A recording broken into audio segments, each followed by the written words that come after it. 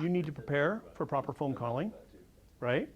And part of that is, even, if you're going to make calls, right? You turn around and, you're going to exercise your voice a little bit so you can get comfortable hearing your own voice prior to the call. So if you're going to make a lot of phone calls in one morning, it's probably wise that you turn around and you say something to yourself. I'm ready to go, whatever. And what it does is it allows you to, justify the tonality. So when you get on that first phone call, you're not going, because you're not breathing. So if I have a big phone call, I will actually, go through the phone call. Hi, my name is, and I'll go through it a few times because you're more likely to be on. And one octave down really makes a huge difference to whether people pay attention to you or not.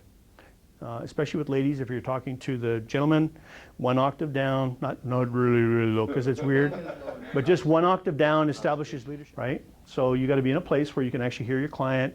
If you're turning around and driving the car, you're going to have interference. It's really a lot harder. I don't like taking phone calls in the car.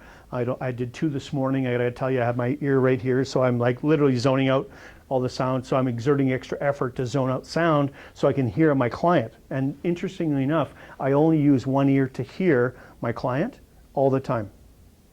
I only use one ear to hear my client all the time. This is to hear everything else that's around me so I can turn it off. So I've trained myself to do that when I'm on the phone. This is the ear I listen to my client with. If you ask me to put my headset on the other side, I'm a mess. I can't do a sales call. You always use a headset? Always use a headset. Why?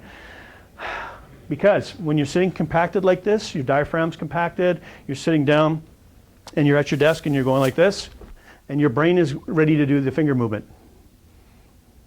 Like we want to do something with our fingers, right? And so that's really hard. It's like, there's distractions, there's shiny objects at the computer, and we lose focus really quickly. When you're with your client, you stand up, your voice changes. You go down an octave or 2, establishes leadership faster, tonality is easier to project, and you're fast on your feet, and you're more likely to zone out. So which means when you're zoning out of all the stuff around you, the room gets narrow, and you're in that zone where you're just with your client. You'll sense things on the other end of the phone that you wouldn't in person because there's too much other information going on. And you can pay attention. You can pay attention much better. You can zone in, right? Right, because when you're standing in front of somebody, I have to shut it all off. There's too much information. It's a harder skill to be sitting in front of somebody and effectively study their body language enough to get going in the sales process than it is to actually turn around and just listen to them on the phone.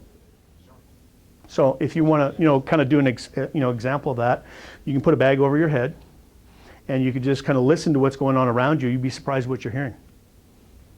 Or close your eyes, pretend you're sleeping, even at home, if there's other people around the house, and just hear what you hear, and you'll be surprised at how much information you get in from that. You become attuned to different things. You sense different things, and we need to be able to turn the switch on, turn the switch off.